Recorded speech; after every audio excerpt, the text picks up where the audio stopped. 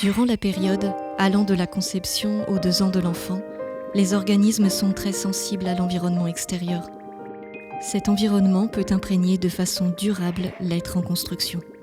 Cette période des 1000 premiers jours est une fenêtre d'opportunité unique en termes de prévention.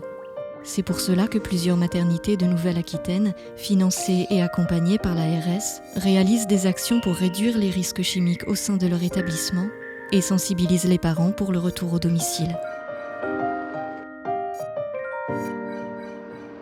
Partons à la rencontre de l'une d'entre elles qui nous livre son expérience.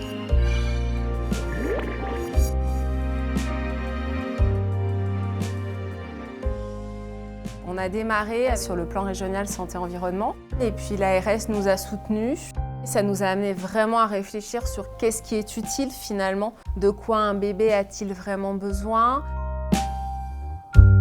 Donc on a fait beaucoup de tri. Aujourd'hui on a globalement 2 produits, le gel lavant et une huile éventuellement si la peau du bébé est très sèche.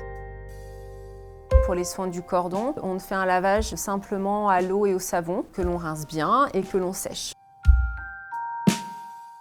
On essaye aussi de respecter les rythmes du bébé. On propose des bains enveloppés qui tendent à rassurer le bébé, à rendre ce moment encore plus agréable. On s'est équipé d'un appareil de désinfection des sondes endovaginales à base de peroxyde d'hydrogène et de chaleur. Donc un cycle court, ça dure 7 minutes. On a réussi à diminuer l'impact environnemental. En deuxième recette, on va faire une lessive soi-même. Ces ateliers hors les murs sont proposés du coup en dehors des locaux de l'hôpital. Donc c'est nous qui nous déplaçons sur les aires d'accueil pour les gens du voyage parce que c'est des fois des populations qui viennent plus difficilement sur l'hôpital et encore moins pour de la prévention.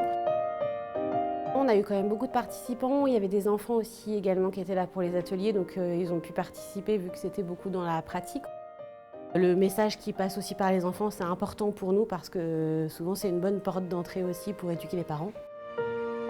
Dans un premier temps, le contenu il a été adapté aux personnes gens du voyage, donc avec beaucoup plus d'images, moins d'écrits.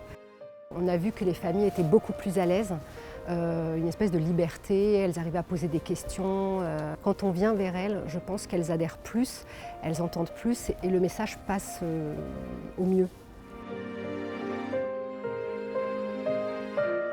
On a travaillé sur la PBI, c'est-à-dire que quand on a une attaque de prédateur, on fait un lâcher d'insectes qui va détruire le prédateur.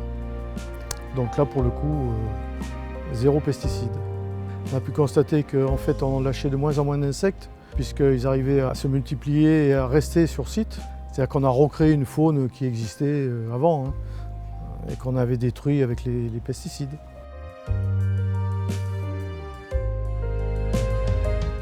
On a rédigé une charte d'éco-gestes qui est à l'entrée de notre service. On essaye à chaque fois une petite empreinte en termes de santé environnementale.